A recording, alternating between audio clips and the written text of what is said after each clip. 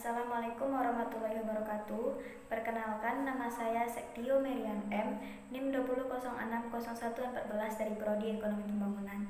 Baiklah, pada pertemuan ke-11 mata kuliah pengantar Ekonomi Pembangunan ini, saya akan mempresentasikan tentang perangkap keseimbangan tingkat rendah. Perangkap keseimbangan tingkat rendah.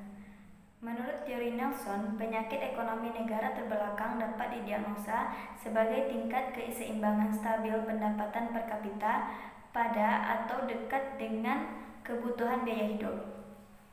Nelson menyebutkan 4 kondisi teknologis dan sosialis yang mendatangkan perangkap tersebut. Yang pertama yaitu korelasi tinggi antara tingkat pendapatan per kapita dan laju pertumbuhan penduduk. Yang kedua yaitu kecenderungan yang rendah untuk menggunakan pendapatan per kapita tambahan guna meningkatkan investasi per kapita. Ketiga yaitu kekurangan lahan yang baik untuk ditanami. Keempat yaitu metode produksi yang tidak efisien. Dia juga menunjukkan pada 2 faktor lainnya, yaitu kelambanan budaya dan kelambanan ekonomi. Nelson memakai 3 macam hubungan antara menggambarkan perangkap ekonomi pada tingkat pendapatan rendah tersebut. Pertama yaitu pendapatan adalah fungsi dari persediaan modal, tingkat teknologi, dan besarnya penduduk.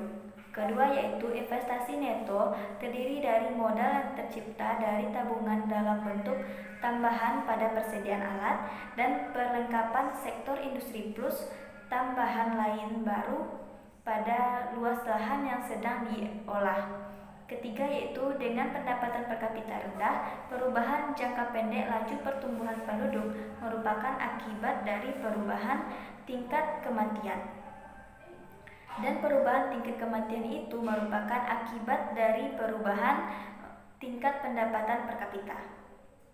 Namun demikian, waktu pendapatan per kapita mencapai tingkat jauh di atas kebutuhan hidup, kenaikan berikutnya pada pendapatan per kapita tidak lagi mempunyai pengaruh yang berarti pada tingkat kematian. Berdasarkan seperangkat hubungan ini, tesis Nelson dijelaskan pada gambar panel A, B, dan C. Pada panel A, Y per P berhubungan dengan tingkat pendapatan per kapita yang diukur pada garis horizontal, dan DP per P adalah presentase laju pertumbuhan penduduk yang diukur pada garis vertikal. Titik S pada garis horizontal di mana kurva pertumbuhan penduduk AP per P sama dengan tingkat pendapatan per kapita adalah tingkat biaya hidup minimum pendapatan per kapita. Pada tingkat ini, penduduk tidak berubah, tetapi ketika sebelah kiri S, penduduk menurun. Jika kita bergeser ke S-aksen, sepanjang kurva pertumbuhan penduduk, laju pertumbuhan penduduk naik sampai batas fisik atas U. Bersamaan dengan kenaikan pada pendapatan per kapita di atas tingkat biaya hidup minimum. Untuk beberapa waktu penduduk akan tumbuh pada tingkat ini bersama dengan kenaikan pada pendapatan per kapita dan setelah itu mulai menurun dari titik M.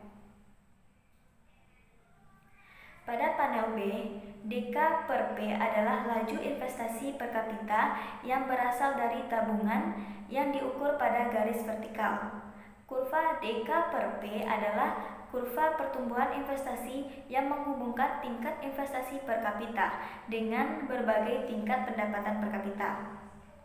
Kurva ini memotong garis horizontal pada titik X yang merupakan tingkat tabungan nihil. Ke kiri dari titik ini adalah investasi negatif. Pada sisi lain, jika kita bergeser ke atas titik X sepanjang kurva pertumbuhan investasi, laju investasi per kapita akan naik, bahkan melebihi batas fisik atas dari laju pertumbuhan penduduk sebagaimana ditunjukkan oleh titik U pada panel A. Pada panel C, seperti biasa, garis horizontal menggambarkan tingkat pendapatan per kapita. Pada garis vertikal diukur laju pertumbuhan penduduk dan laju pertumbuhan pendapatan total.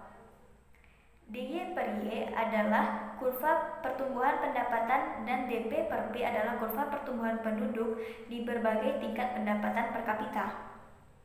Titik S digambarkan sedemikian rupa sehingga sama dengan tingkat tabungan pendapatan nihil X dan tingkat biaya hidup minimum dari pendapatan per kapita S1 sehingga S sama dengan X sama dengan S1. Untuk keluar dari perangkap ini, ekonomi tersebut memerlukan suatu lompatan terputus melampaui tingkat pendapatan per kapita, yaitu Y per P aksen, supaya dapat mencapai titik keseimbangan tidak stabil baru yaitu L. Melewati titik ini, pendapatan per kapita pada laju yang lebih tinggi daripada laju pertumbuhan penduduk yang stabil pada batas fisik atas. Jika kenaikan pendapatan per kapita adalah kumulatif melampaui tingkat Y per P aksen sampai perekonomian mencapai titik Y per P aksen, di mana laju pertumbuhan pendapatan sama dengan laju pertumbuhan penduduk pada suatu keseimbangan stabil baru suatu titik. Keseimbangan stabil baru N juga melampaui titik N, diperlakukan tindakan pemerintah berikutnya untuk menaikkan laju pertumbuhan pendapatan di atas laju pertumbuhan penduduk. Nelson menunjukkan pada sejumlah faktor untuk melepaskan diri dari perangkap keseimbangan tingkat rendah. Pertama yaitu harus ada lingkungan sosial politik yang menguntungkan di negara tersebut. Kedua yaitu struktur sosial harus diubah dengan memberikan tekanan lebih besar pada penghematan dan kewirausahaan. Ketiga yaitu langkah-langkah harus diambil untuk mengubah distribusi pendapatan pada waktu yang sama dengan memungkinkan akumulasi kekayaan oleh penanam modal. Keempat itu harus ada program investasi pemerintah yang menyeluruh. Kelima yaitu pendapatan dan modal harus dinaikkan dengan dana yang didapat dari luar negeri. Keenam, teknologi produksi yang lebih baik harus dipakai untuk dimanfaatkan secara penuh. Sumber-sumber yang ada sehingga pendapatan naik dan input tertentu. Usaha melepaskan diri dari perangkap keseimbangan tingkat rendah di negara terbelakang merupakan peranan semua langkah tersebut secara berkesinambungan supaya laju pertumbuhan penduduk naik lebih cepat daripada laju pertumbuhan penduduk. Sekali hal yang ini tercapai di atas tingkat pendapatan per kapita minimum tertentu, pertumbuhan yang berkesinambungan akan terjadi tanpa tindakan pemerintah berikutnya sampai tingkat pendapatan per kapita yang tinggi tercapai. Demikian yang dapat saya sampaikan. Terima kasih atas perhatiannya dan mohon maaf atas kesalahan. Wabillahi taufiq wal hidayah. Wassalamualaikum warahmatullahi